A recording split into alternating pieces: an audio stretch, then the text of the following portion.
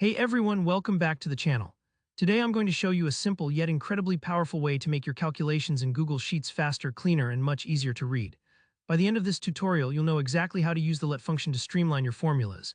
And as a bonus, you'll understand why this technique can make a big difference in both clarity and performance, especially if you work with lots of data. Alright, let's dive right in.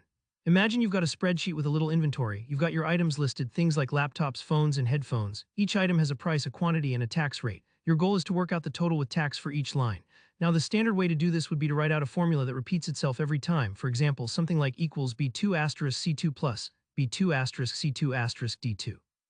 That works, but as your formulas get more complex, or as you're working with larger data sets, it quickly becomes messy and harder to update if you ever need to change something. That's where the let function comes in. Think of let like being able to give little nicknames to parts of your formula. Instead of repeating complex calculations or cell references over and over, you define them once at the top of your formula and then just use those names throughout.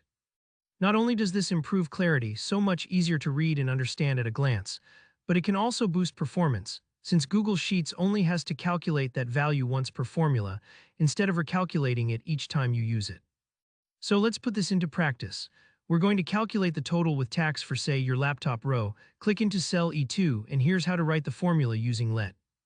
Type let price B2 QTY C2 subtotal price QTY subtotal plus subtotal D2. Let's slow down and break that apart.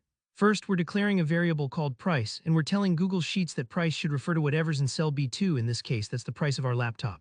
Next, we do the same for quantity or QTY, pointing that to C2, which is how many laptops we have.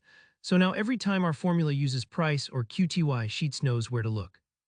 Then we create one more variable called subtotal. This is just price times QTY. Instead of writing out B2 asterisk C2 over and over, we just say subtotal. Already you can see how this makes things tidier.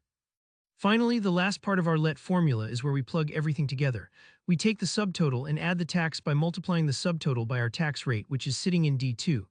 So our tax amount is subtotal times D2, and we add that to our subtotal, giving us the grand total, tax included. With this let formula, your spreadsheet is so much easier to scan and update. If you ever need to adjust how subtotal is calculated, or if you want to change which cell the price comes from, it's easy. You just update your variable at the top, and the rest of your formula stays crystal clear.